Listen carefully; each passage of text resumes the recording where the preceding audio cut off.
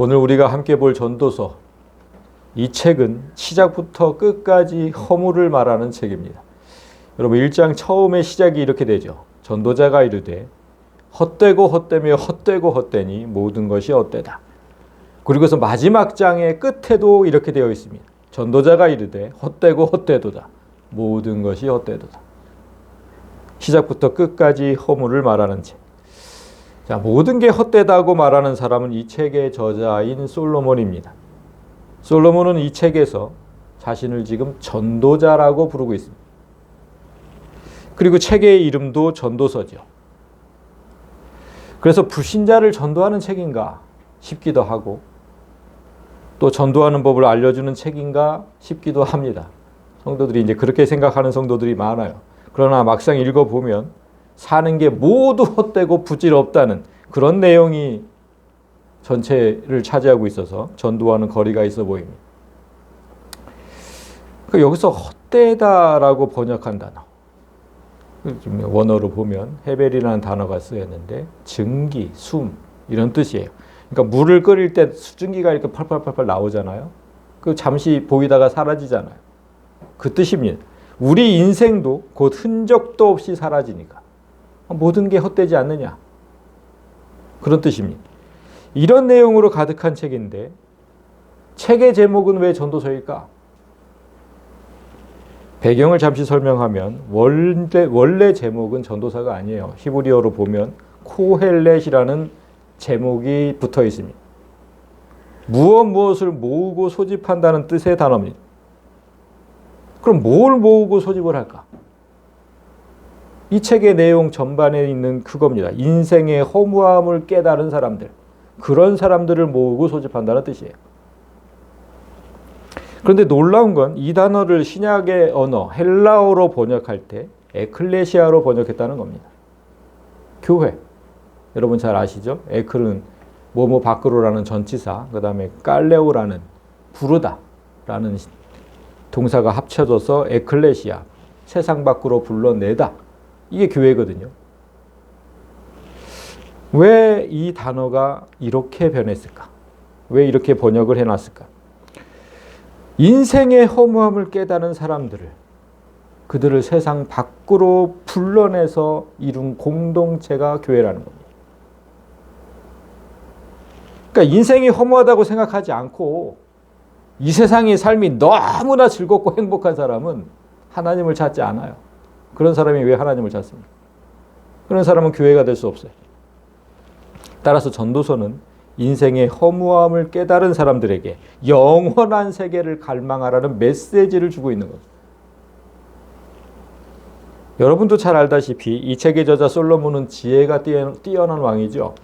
그는 이 책의 시작에서 모든 지혜를, 자기가 가진 모든 지혜를 총동원해서 하늘 아래에서 일어나는 일들을 연구해봤다고 합니다. 그게 1장 12절에 있어요. 나 전도자는 예루살렘에서 이스라엘 왕이 되어서 모든 지혜를 총동원해서 하늘 아래에서 이루어진 모든 일을 연구하며 살폈다. 그래서 그 결론이 뭔지 아십니까? 그 결론이 이래요. 연구하고 살펴보니까 결론은 괴로운 것이다. 하나님이 인생들에게 주사 수고하게 하신 것이다. 이 땅에서 일어나는 모든 일은 하나님이 인간을 괴롭고 수고하게 만든 일일 뿐이다. 맞지 않아요? 다들 얼마나 고생하며 사십니까? 고생하지 않으면 먹고 살 수 있어요? 그런데 우리를 더 허무하게 만드는 건 그렇게 고생하며 살아도 인생의 마지막에 내가 갖고 가는 건 하나도 없다는 것. 그게 다음 절이에요. 내가 해 아래서 행하는 모든 일을 보았지만 모두 다 헛되어 바람을 잡으려는 것이다. 열심히 일하면 뭐예요? 마치 바람을 잡는 것처럼 내가 영원히 가질 수 있는 건 아무것도 없어요. 여기까지 깨달은 솔로몬이 또 다른 걸 하나 깨닫기를 원했는데 그것도 실패했다고 말합니다. 17절에서 내가 또 다른 지혜를 알고자 하며 미친 것들과 미련한 것들을 알고자 하여 내 마음을 쏟았으나 이것도 바람을 잡으려는 것인 줄을 깨달았다.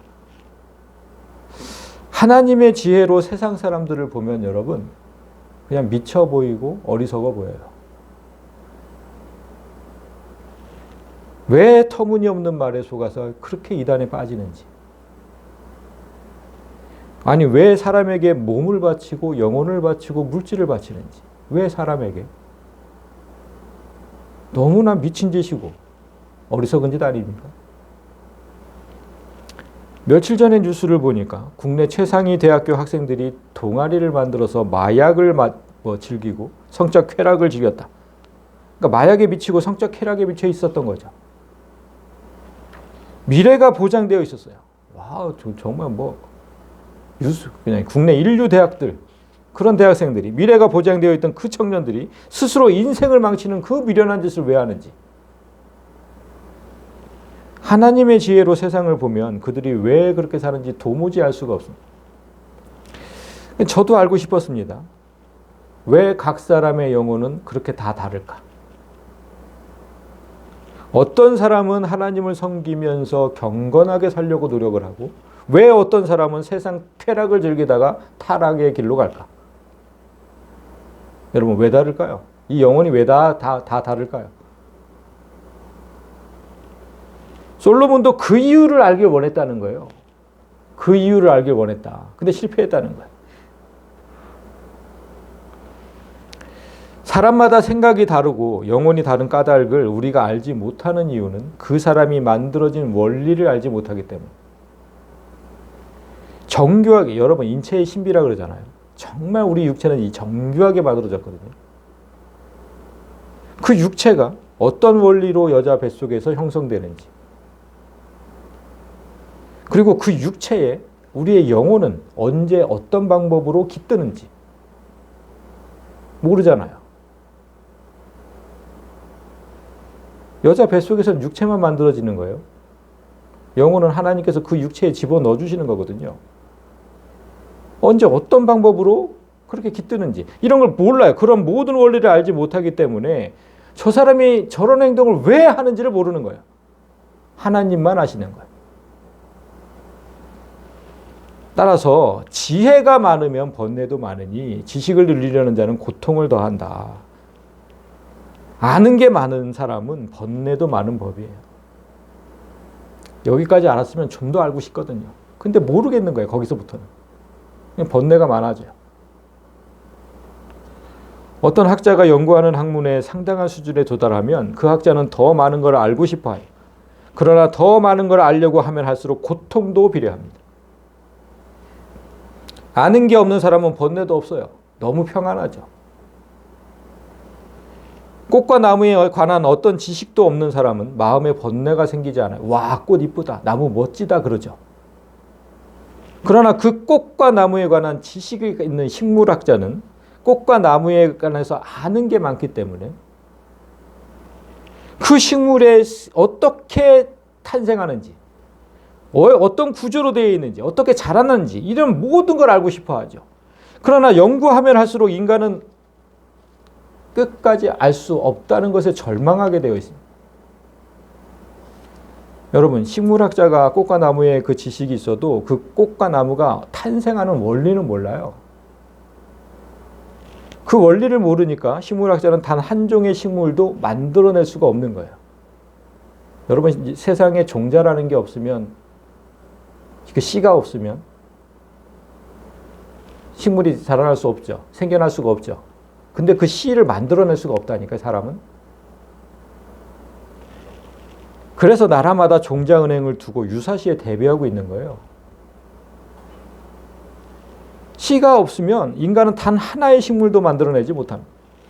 하나님에 관한 지식도 그래요. 제가 여러분보다 하나님에 대해서 좀 더 알고 싶다면, 좀 더 알고 있다면 저는 여러분보다 훨씬 더 큰 고통을 갖고 사는 거예요. 여기까지는 알겠는데 그 이상은 도저히 모르겠거든. 진짜 고통스러워요. 그게 알고 싶어서. 인간의 지혜로는 한계에 다다를 때가 많습니다. 따라서 솔로몬은 지혜조차도 허무하다고 말합니다. 모든 사람이 솔로몬의 지혜를 부러워했지만 인간의 지혜는 모든 걸 알 수 없는 지혜예요. 허무한 지혜죠. 오늘 본문은 이렇게 극도의 허무주의에 빠진 솔로몬이 후대 사람에게 전하는 간곡한 글입니다. 인간이 하는 일이 모두 허무하다. 지혜도 허무하다. 온 우주 가운데 허무하지 않은 존재는 하나님뿐이다. 그 하나님 앞으로 나오라. 그게 오늘 본문의 시작입니다. 너는 네 하나님의 집에 들어갈 때 네 발을 삼갈지어다.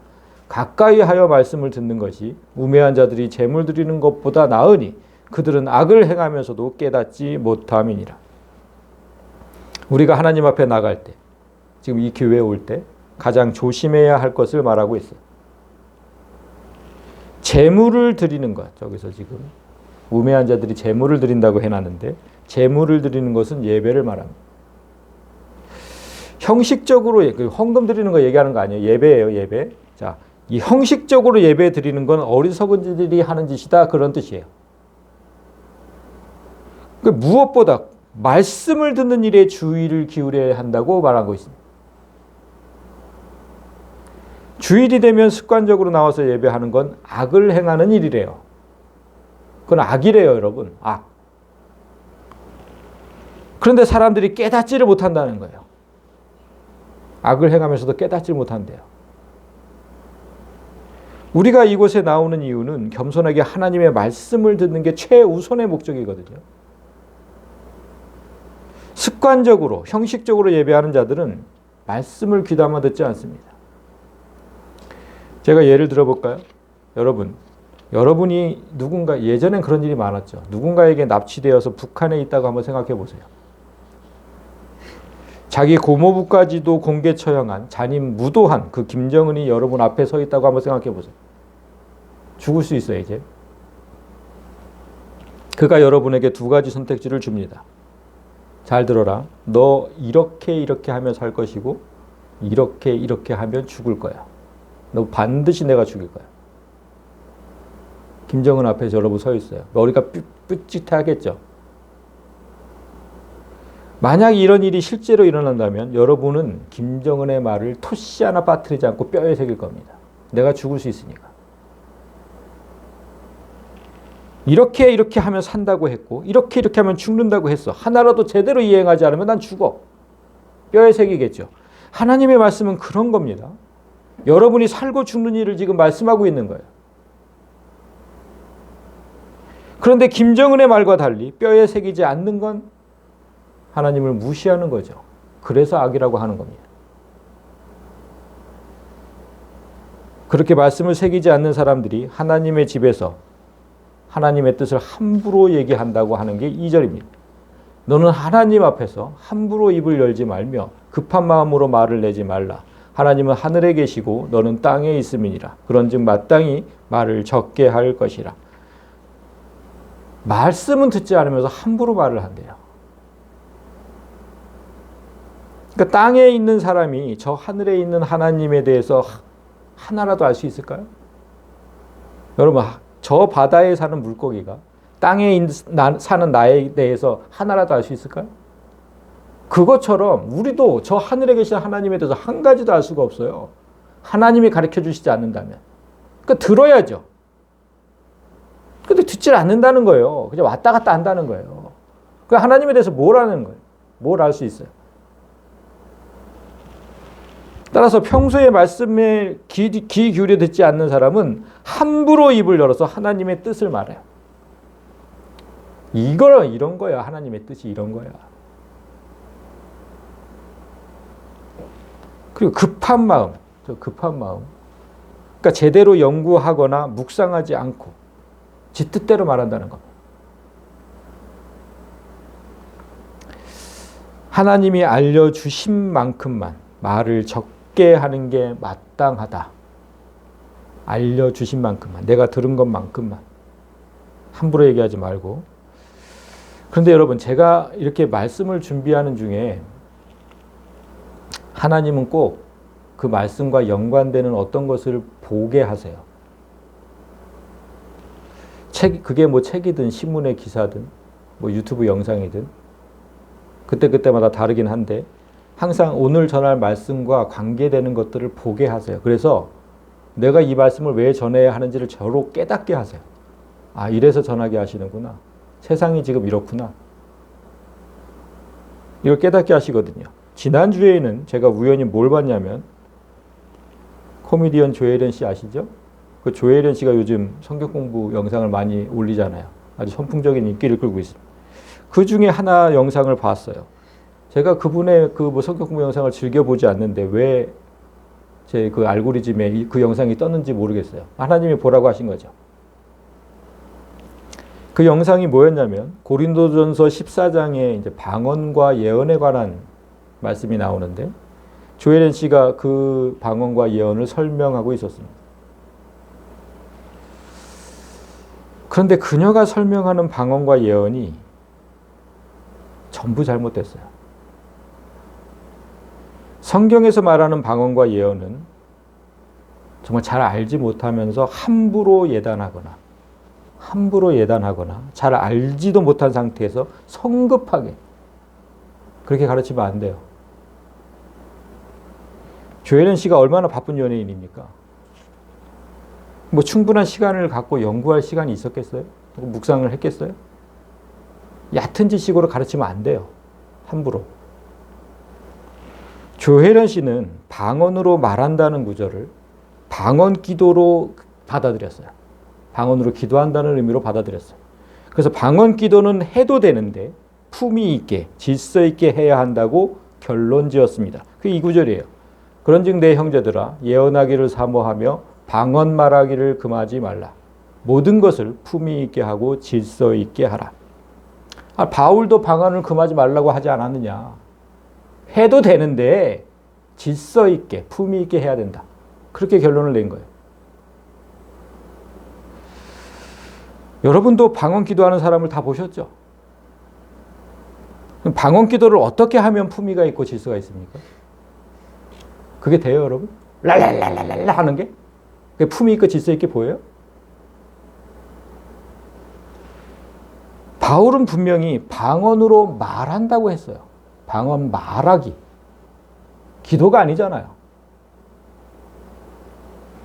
방언으로 말하는 걸 금하지 말라고 한 거예요.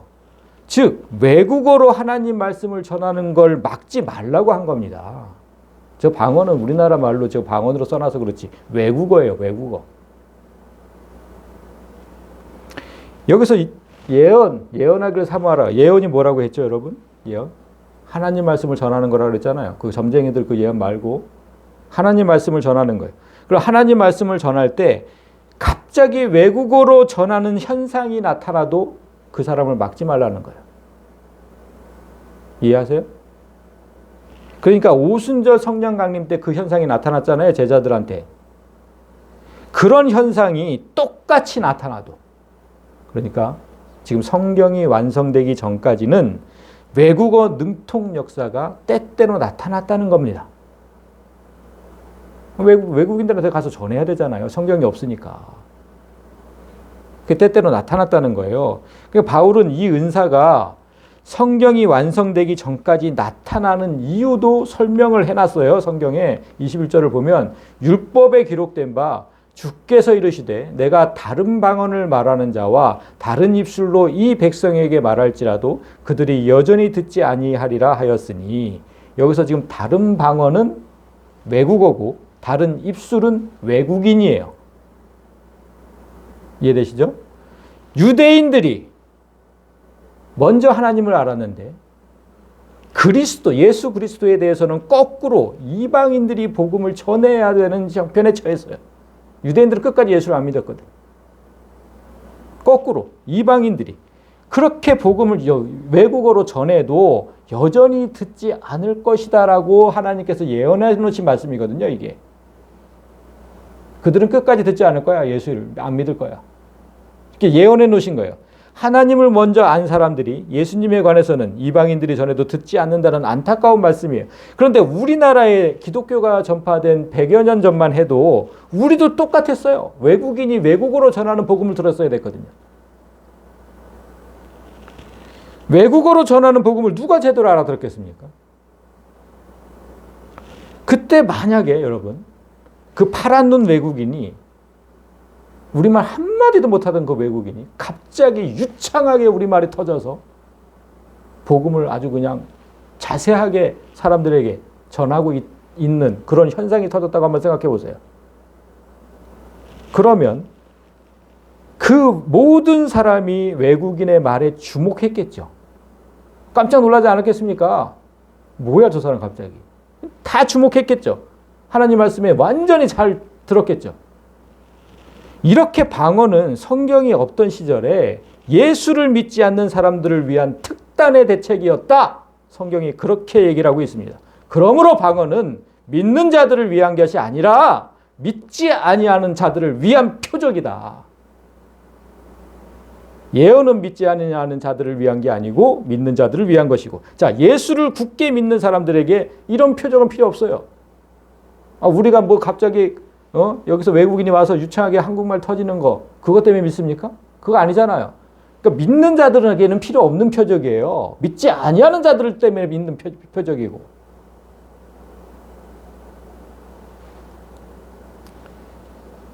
이미 예수 그리스도를 제대로 믿는 자에게 중요한 건 예언이죠. 예언. 예언은 믿지 않는 자들을 위한 게 아니라 믿는 자들을 위한 거. 자세하게 설명해 주는 거. 하나님 말씀을. 분명히 성경이 이렇게 얘기를 해놨잖아요. 방언 기도가 아니라 말씀을 전하는 거라고요. 말씀을 전하는 거. 근데 이상한 언어로 기도하는 그 방언 기도를 말하는 걸로 착각을 해가지고 그렇게 전하고 있었어요. 그래서 방언에 대해서 좀 더 알고 싶은, 제가 지금 뭐 오늘 이 시간에 자세하게 할 수는 없으니까 제가 이 방언 기도에 대해서 작년 5월 28일 찾아보니까 작년 5월 28일 성령 강림주일에 1시간에 걸쳐서 설명해 놓은 게 있더라고요. 그걸 들어보시면 방언과 방언 기도 그 차이점을 제가 자세하게 설명해 놨으니까 참고하시면 좋겠습니다. 그 조혜련 씨는 방언에 이어서 예언에 관한 설명도 잘못했습니다. 그녀가 예언을 어떻게 설명을 했냐면 맡길 예, 말씀을 맡긴 것이다 라고 설명을 했습니다. 이 강의를 CCM 가수 소양 씨 아세요? 그 소양 씨가 듣고 있었거든요. 그래서 그녀가 깜짝 놀라는 거예요. 맡길 예예요? 그 맡길 예예요? 이러는 거예요. 저 그때 너무 안타까웠어요. 이게 잘못 전하는 게 얼마나 많은 사람을 혼란스럽게 만드는지. 그러니까 조혜련 씨가 그렇게 얘기해. 네, 하나님께서 사람에게 맡기신 거예요. 그러면서 자막을 통해서 이렇게 설명했어요. 자막 그대로 제가 써온 겁니다. 이때는 신약 성경이 없던 시절이어서 당시 상황을 하나님의 뜻에 비추어 바르게 해석해서 교회의 격려와 위로하는 것이 예언하는 은사의 역할이다. 여기서 지금 당시 상황을 이랬잖아요. 그 당시는 언제 상황? 신약 시대죠? 그럼 무슨 뜻이 됩니까? 신약 시대는 신약 성경이 있어야 하는데 신약 성경이 없었다 그 뜻이에요. 고린도 편지를 쓸 때 그때까지 신약 성경이 없었거든요. 그러니까 신약 성경이 아직 만들어지지 않아서 어떤 상황이 발생하면 말씀을 맡은 자가 자기가 알아서 하나님 뜻에 따라 해석하고 가르쳐야 한다고 주장하는 거예요. 그 말씀을 맡은 자가 도대체 누굴까요? 이게 정말 위험한 말이에요. 정말 위험한 말. 먼저 여러분 성경이 없다 그랬잖아요. 성경이 없었다. 신약 성경이 없었다. 그러면 하나님의 뜻을 어디에 하나님의 뜻에 비추어서 바르게 해석해야 된다 그랬는데 성경이 없는데 하나님 뜻을 어디다 비추어 봐요? 그러니까 말씀을 맡은 자가 하나님의 뜻을 다 알아서 그냥 하라는 거예요. 하나님의 뜻을. 이 말은 구약 성경을 부인하는 말이에요. 성경은 66권 전부가 예수 그리스도를 말하는 책이다. 우리가 성경론에서 분명히 배웠죠. 근데 사람들이 예수님 오시기 전의 책은 구약, 예수님 오신 후의 책은 신약 이렇게 나누어서 구약 성경은 신약 시대에 필요 없는 책처럼 말을 해요. 그러니까 성경이 없던 시절이라고 얘기하잖아요. 중세 로마 가톨릭 교황이 성경보다 위에 있었거든요. 하나님 말씀보다 사람이 위에 있었어요. 그리고 사제들이 성경을 멋대로 해석해서 사람들을 실족시켰거든요. 그때로 다시 돌아가자는 거예요. 저거는 사람이 멋대로 해석하는 거. 말씀을 맡은 이들이 바르게 해석하면 된다는 말은 정말 해서는 안 되는 말이에요. 이걸 어떻게 얘기를 했어야 되냐면 이렇게 얘기를 했어야 돼요. 신약 성경이 없던 시절이니까 당시 상황을 구약 성경에 비추어 바르게 해석하고 교회의 격려와 위로하는 것이 예언하는 은사의 역할이다. 이렇게 얘기하면 100점짜리인 거예요. 예언을 말씀을 맡긴다는 뜻으로 해석하니까 말씀을 맡은 자들이 알아서 해석하는 이렇게 돼버렸잖아요. 그러니까 맡을 예자가 아니에요. 예언은 분명히 맡길 예자가 아니라 미리 예자를 씁니다. 미리 예자. 미리 말씀을 전한다는 뜻이에요. 먼저, 남들보다 먼저, 미리. 자, 이제부터 제가 그 미리 예자를 쓴다는 증거를 하겠습니다. 증거를. 구약시대부터 예언은 미리 보고 미리 말한다는 뜻의 단어가 쓰였어요. 근데 신약 성경에서 말할 그 구약 성경의 그 단어를 그대로 번역한 거예요. 그러니까 신약 시대에도 미리 말한다는 뜻으로 쓰인 거예요. 자, 먼저 구약에서 예언자를 뜻하는 단어를 볼까요? 로에와 호제라는 단어가 두 가지가 같이 쓰였어요. 두 단어 모두 본다라는 뜻이에요. 그래서 여러분 구약 성경에 보면 선견자라는 단어가 나오죠. 볼견자, 먼저 본 자. 그 선견자라고 해놓은 거예요. 그래서 구약 성경에서 예언자라고 번역하지 않고 선견자라고 번역했다는 거. 저 로에와 호제가 보다라는 뜻이니까. 그러니까 이 단어가 후에 나비라는 단어로 바뀌었어요. 예언자, 선지자라는 뜻. 왜 바뀌었을까요, 여러분? 자, 보세요. 바뀐 거를 이제 성경에 말씀을 하시는데 사무엘상 9장 9절을 보면 옛적 이스라엘의 사람이 하나님께 가서 물으려 하면 말하기를 선견자에게로 가자 하였는데 지금 선지자라 하는 자를 옛적에는 선견자라고 불렀다. 선견자라고 했는데 선지자로 바꿨대요. 하나님께서. 또 있어요. 다윗이 아침에 일어날 때 여호와의 말씀이 다윗의 선견자 된 선지자 가세게 임하여 이르시되 옛날엔 선견자였는데 지금은 선지자 어떤 가세게 임하여 이르셨다. 자, 하나님의 의중을 알아야 돼요. 왜 선견자에서 선지자로 바꾸셨는지. 성경이 없던 시절에 하나님은 사람에게 꿈과 환상을 통해서 하나님의 뜻을 전하셨어요. 보는 거. 그래서 선견자예요. 그러나 유대인들에게 율법이 주어진 후로는 보는 것으로 하시지 않고 말씀을 하셨어요. 말씀을. 율법이 전해진 후로는. 그래서 말씀을 듣고 들은 대로 전하는 대언자라는 뜻의 단어가 바로 이 나비입니다. 나비. 대언자. 하나님 대신 그대로 들은 그대로 그걸 예언자, 선지자라고 해놓은 거예요. 그러니까 대언자는 다른 사람들보다 말씀을 먼저 들었고 앞일을 먼저 깨달았어요. 들었으니까. 그래서 선지자고 예언자인 겁니다. 이 단어를 신약 성경의 언어 헬라어가 그대로 번역한 게 프로페테이아, 선지자, 예언자 이런 뜻인데 여기서 프로는 미리, 제가 그래서 빨간 걸로 해놓은 거예요. 전치사예요. 미리, 먼저라는 전치사. 그리고 페테이아는 말하다, 선포하다라는 뜻을 가진 단어의 파생어고. 그래서 사람들에게 앞일을 미리 말하고 미리 선포하는 사람, 그게 선지자, 예언자예요. 분명히 신약 성경의 언어도 프로 써 있잖아요. 미리 예자 맞잖아요. 근데 왜 맡길 예자로 왜 설명을 합니까? 그러니까 잘 알지 못하면 성급하게 말하면 안 돼요. 그녀가 신학대학원에서 박사 과정까지 밟았다고 들었어요? 그 교단에서 그렇게 가르쳤나 봅니다. 제가 어느 교단인지는 알지만 여기서 말하진 않겠습니다. 고린도전서 14장은 예언과 방언을 말씀하면서 한 가지 더 얘기를 하시는 게 있어요. 뭐냐면 여자가 교회에서 가르치지 말라는 거예요. 참 그걸 생각을 해보세요. 예언과 방언을 얘기하면서 여자가 가르치지 말래요. 그걸 같이 돼 있어요. 같이. 여자는 교회에서 잠잠해라. 그들에게는 말하는 것을 허락하지 않는다. 율법에 이른 것 같이 오직 복종할 것이요. 만일 무엇을 배우려거든 집에서 자기 남편에게 물을지니 여자가 교회에서 말하는 것은 부끄러운 것이라. 이게 고린도서 14장에 같이 있단 말이죠. 그러니까 조혜련 씨는 강의하면서 이 구절이 마음에 걸렸나 봐요. 자기가 강의 가르치고 있는데 가르치지 말라고 하니까. 마음에 걸렸나 봐요. 그러니까 이 구절을 또 해석을 하더라고요. 뭐라고 해석을 했냐면 당시에 그 고린도 교회 여자들이 무분별하게 가르치던 그런 현상을 바울이 지적하고 바로 잡고자 했을 뿐이지 지금까지 해당하는 말씀은 아니다.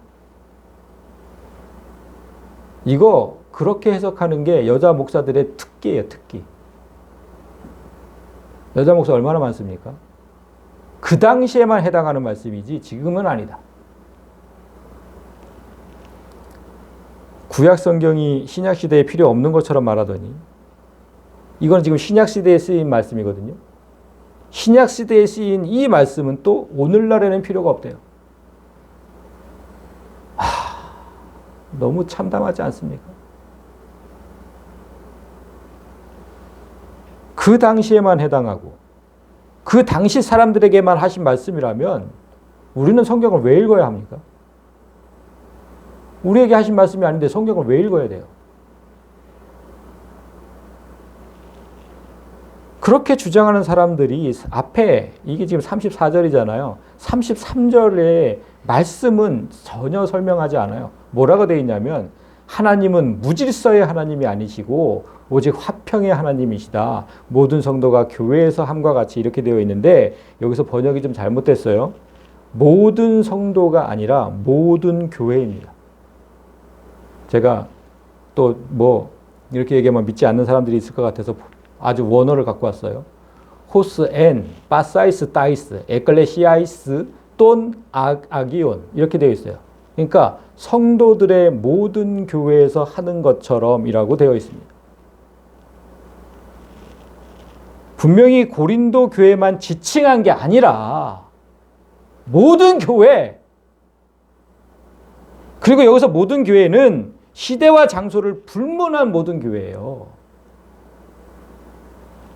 성도가 모인 모든 교회에서 하나님은 질서를 세우고 화평을 만드시는 그런 교회, 그게 하나님의 지금 목적이라는 거예요. 교회를 혼란스럽게 하지 않는 거. 이 말씀 후에 여자는 교회에서 잠잠하라고 하신 거예요. 질서를 세우고 교회를 혼란스럽게 하지 않아야 되니까 여자는 교회에서 잠잠해라. 그런데도 교회에서 꿋꿋이 가르치는 여자들, 그런 자들에게 바울이 이렇게 얘기를 했어요. 하나님의 말씀이 너희로부터 난 것이냐? 여자들아. 너에게 임했느냐? 만일 누구든지 자기를 선지자나 혹은 신령한 자로 생각하거든 내가 너희에게 편지하는 이 글이 주의 명령인 줄 알아라. 지금 바울이 고린도 교회에 편지한 이 편지가 지금 성경이 됐잖아요. 이게 주의 명령인 줄 알고 똑바로 순종해라. 가르치지 마라.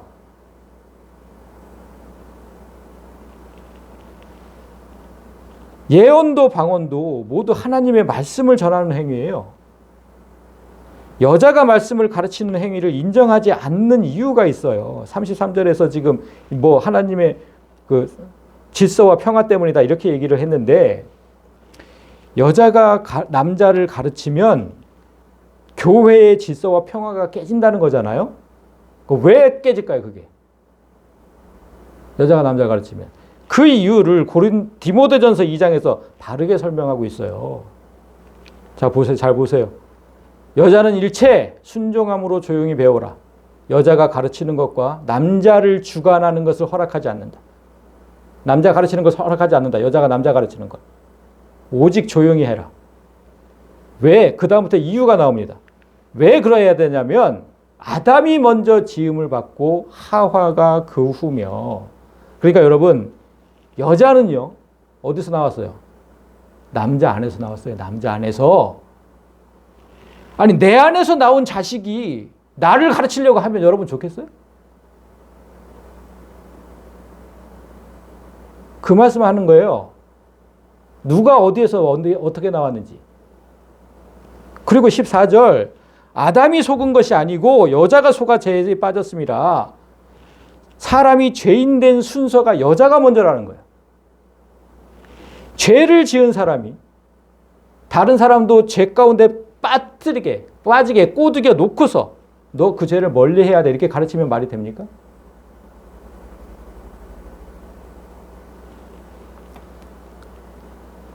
이거 질서의 문제라고 그랬잖아요. 질서의 문제. 먼저 나고 먼저 죄에 빠지고 이 질서의 문제. 어떻게 그런 질서가 그 당시에만 해당된다고 얘기를 하냐는 거지. 성경을 모르는 자들이 함부로 얘기를 하는 거야. 그러나 여자들이 만일 정숙함으로써 믿음과 사랑과 거룩함에 거하면 그의 해산함으로 구원을 얻으리라. 여자가 해산함으로 구원받는다. 이 의미가 뭐겠어요? 여러분, 그 하와가 선악과를 먹었을 때 형벌이 해산의 고통이었어요. 하나님 앞에 잘한 게 없잖아요. 여자가 하나님 앞에 잘한 게 없어요. 그러니까 정숙하게 사랑과 거룩함에 거하면서 하나님이 정하신 그 형벌에 따라 순응할 때, 그렇게 살 때, 그때 구원을 얻는다는 뜻이에요.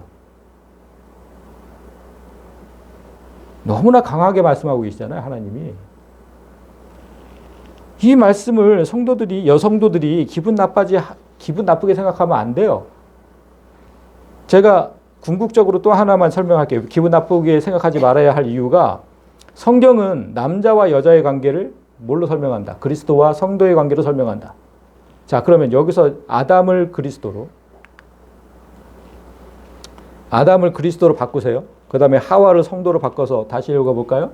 이는 그리스도가 먼저 계셨고 사람이 그 후며. 맞죠? 그리스도가 속은 게 아니라 사람이 속아서 죄에 빠졌습니다. 맞죠? 그러나 성도들이 만일 정숙함으로써 믿음과 사랑과 거룩함에 거하면 그가 하나님께서 주신 형벌을 잘 견디면서 구원을 받으리라. 이런 뜻이 되잖아요. 그래서 교회 안에서 남자와 여자의 질서를 잡는 궁극적인 목적은 예수와 성도의 관계를 바로잡는 그 목적도 있는 거예요. 성도가 성령에게 배워야 되잖아요. 성령에게 배워야 되잖아요. 모든 하나님 가서. 그거와 똑같이 여자도 남편에게 배우라는 그 질서의 원리를 설명한 겁니다. 그런데 문제는 남편들이 가르칠 수준이 못 된다는 게 문제 아닙니까? 그렇다고 제대로 가르치는 남자 목사가 또 많은 것도 아니에요. 요즘에 제가 이렇게 마음이 아픈 건 뭐냐면 사모들이 성경을 가르치는 교회가 얼마나 많은지 몰라요. 그 어성경인가 뭔가가 열풍을 불고 있는데 거의 사모가 가르쳐요. 거의 사모가. 제가 교회마다 보면. 그러면 누가 먼저 회개해야 됩니까? 가르치는 여자들이 먼저 회개해야 돼요? 아니죠. 가르칠 수준이 안 되는 남자들이 먼저 해결을 해야 되죠. 남자들이 안 하니까 여자가 하는 거 아닙니까? 목사가 안 하니까 사모가 하는 거죠. 정말 부끄러운 줄 알고 회개해야 돼요.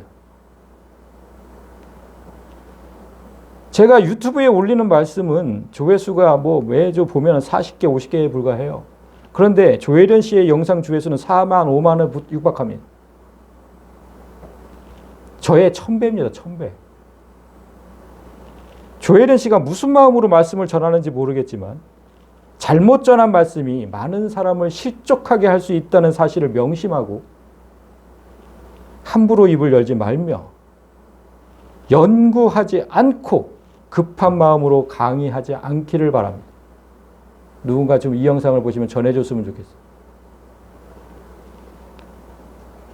제가 그 조혜련 씨가 그 교회에 다니게 된 경위, 그다음에 동료 연예인들을 전도한 일들, 이런 간증을 저도 잘 들었어요.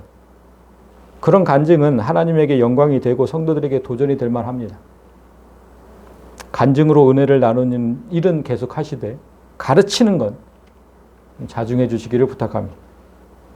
오늘 본문 마지막 절을 보십시오. 걱정이 많으면 꿈이 생기고 말이 많으면 우매한 자의 소리가 나타나느니라. 여기도 제가 지금 번역이 잘못되어 있어서 가르쳐 놓고 해놨습니다. 걱정이 아니고 일이에요. 저 걱정으로 번역해 놓아서 사람들이 어떻게 해석을 했냐면 걱정이 많으면 꿈자리가 사납다 이렇게 해석을 해놨어요. 갑자기 그 얘기가 왜 나오겠습니까? 여태까지 말씀 얘기하다가. 그거 아니에요. 문장의 위치도 좀 달라서 제가 바로 번역을 해왔습니다. 꿈은 일이 많아서 생기고 어리석은 자의 목소리는 말이 많아서 알려진다. 솔로몬은 해 아래에서 일어나는 모든 일이 헛되다. 제가 서두에 말씀드렸잖아요. 그렇게 얘기를 했어요. 솔로몬이. 모든 일이 헛되다. 그리고 사람이 가진 지혜도 헛되다. 세상에 헛된 일에 매진하다 보면 헛된 꿈을 꾸게 된다는 거예요. 헛된 일에 매진하다 보면 헛된 꿈을 꾸게 된다. 그리고 어리석은 자는 자기가 하는 그 많은 말 때문에 그 어리석음이 드러나게 된다. 사람은 각자 맡은 본분이 있어요. 목사는 말씀 전하는 일에 최선을 다해야 되고 사모는 섬기는 일에 최선을 다해야 돼요. 말씀 전하는 게 사모의 역할이 아니에요. 연예인은 방송 일을 하면 되죠. 그래서 연예인 아닙니까? 왜 말씀을 전합니까? 내 일이 아닌 다른 일을 할 때 헛된 꿈을 꾸게 된다. 그리고 헛된 말을 하게 되고 그 말이 자신의 어리석음을 드러나게 한다. 정말 진리잖아요. 얼마나 어리석음을 드러냈습니까? 조혜련 씨가. 이제 말씀을 맺겠습니다. 요즘 조혜련 씨 뿐만 아니라 여러 사람이 크리에이터라는 직업으로 살아가고 있어요. 유튜브 영상 올리는 사람 다 크리에이터라고 하잖아요. 원뜻은 창조자, 창작자, 생산자 이런 뜻이거든요. 그러니까 유튜브 채널을 만들고 영상을 창조하고 창작해서 돈을 버는 사람들을 크리에이터라고 해요. 그러나 인간의 지혜로는 무언가를 창조하고 창작할 수가 없습니다. 그들은 그냥 하나님께서 만들어 놓으신 것을 그대로 영상에 담거나 설명하는 것뿐이죠. 그러니까 저 말은 틀린 거죠. 크리에이터라는 말은. 그 중에는 잘 알지도 못하면서 자극적인 언어로 영상을 창조하고 거짓으로 창작해서 많은 사람들에게 피해를 주고 돈을 버는 사람들도 있죠. 요즘 찌양을 협박해서 돈 번 그런 인간들도 있죠. 이런 사람이 만든 영상을 한번 클릭할 때마다 그들은 돈을 벌고 독버섯처럼 늘어나죠. 그러니까 함부로 클릭하시면 안 돼요. 1절 말씀을 마음에 담으십시오. 하나님 말씀을 듣는 일에 주의를 기울여야 하는 이유는 하나님만이 진정한 크리에이터세요. 하나님만이 세상에 새로운 것을 창조할 수 있고 그 말씀만이 진리이기 때문에 그 말씀에 귀를 기울여야 하는 겁니다. 특별히 하나님 말씀으로 영상을 만드신 분들이 정말 많이 늘어나고 있는데 자신이 말씀의 크리에이터가 되면 안 돼요. 말씀을 창조하면 안 된다는 뜻이에요. 겸손하게 하나님 말씀에 귀를 기울이고 들은 그대로 전하는 대언자, 예언자 역할을 해야 합니다. 바라기는 여러분 모두가 하나님 말씀에 귀를 기울여서 헛된 일에 매진하지 마시고 자기 본분에 맞춰서 그렇게 사시면서 헛된 꿈을 꾸지 마시고 어리석은 자가 아니라 지혜로운 자가 되어서 날마다 새로움을 창조하시는 그런 하나님을 경험하며 사는 성도들이 되시기를 주님의 이름으로 간절히 소망합니다.